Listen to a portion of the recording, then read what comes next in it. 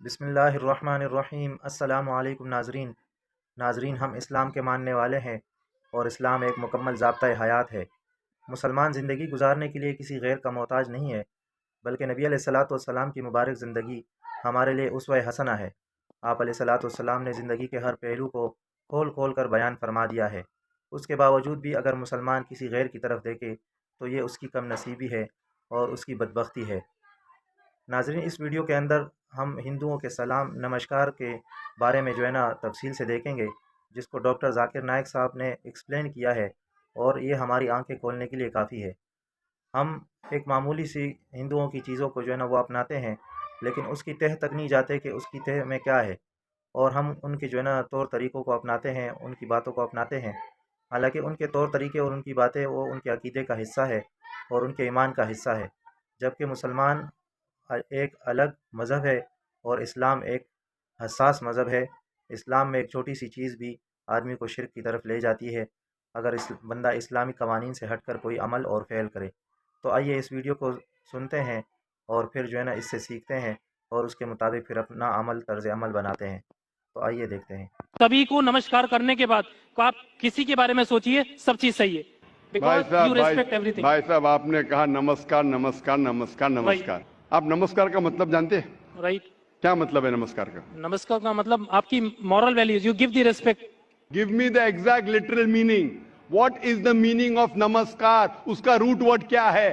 آپ بات کر رہے سنسکرت، میں آپ سے پوچھتا ہوں اس کا مطلب کیا؟ آپ کو نہیں پتا تو میں بتاؤں گا۔ نمسکار کا مطلب کیا ہے؟ What is the literal meaning of the word نمسکار؟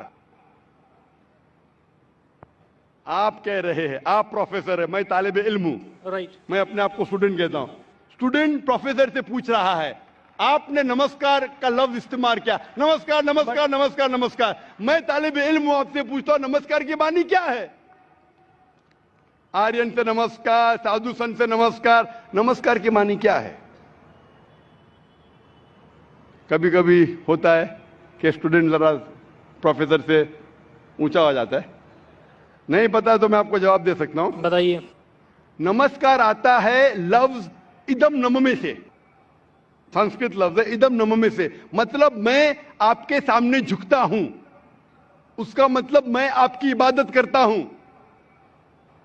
اسی لیے اگر کوئی مجھے نمسکار کہتا ہے تو میں اس کو واپس نمسکار نہیں بولتا ہوں، میں عبادت کرتا ہوں صرف ایک خدا کی۔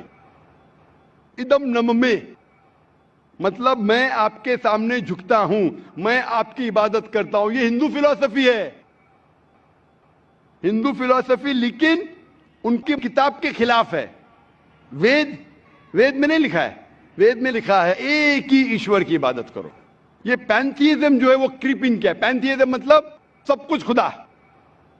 اکثر ہندو سے پوچھیں گے کتنے خدا ہے، کون کہے گا 3، کون کہے گا 10، کون کہے گا 100، کون کہے گا 33 کروڑ۔ ایک بدھوان ہندو سے کہیں گے جو اپنے مذہبی کتابیں کے بارے میں جانتا ہے، وہ کہے گا خدا ایک ہی ہے۔ تو اکثر ہندو بلیف کرتے فلسفی جسے کہتے ہیں پینتھیزم۔ پینتھیزم مطلب ایوری تھنگ از گاڈ، سب کچھ خدا ہے۔ ہندو کہتے سب کچھ خدا ہے، یہ چاند خدا ہے، سورج خدا ہے، انسان خدا ہے، پیڑ خدا ہے، سانپ خدا ہے۔ ہم مسلمان کہتے ہیں سب کچھ خدا کا ہے، چاند خدا کا ہے، سورج خدا کا ہے، انسان خدا کا ہے، پیڑ خدا کا ہے، سانپ خدا کا ہے۔ ہندو سے everything is God, we Muslims say everything is God's, G-O-D with an apostrophe S. So major فرق ہے کا۔ یہ کا کے فرق کو مٹا دیں گے تو ہندو مسلم ایک ہو جائیں گے۔ The difference is the apostrophe S. ہندو سے everything is God, Muslim سے everything is God's, G-O-D with an apostrophe S. If we can solve the apostrophe S, we'll be one. کیسے کریں؟ Go back to your scriptures. Veda پڑھو، اپنشد پڑھو، قرآن پڑھو، تو ایک کا کے فرق کو نکال لیں گے تو آپ ادم نم میں نمسکار نہیں کہیں گے، خدا ایک ہی ہے۔ ہندوازم کا برہما سوترا ایکم برہم دیوتیا ناستے نینا ناستے کنچن، بھگوان ایک ہی ہے، دوسرا نہیں ہے، نہیں ہے، نہیں ہے، ذرا بھی نہیں ہے۔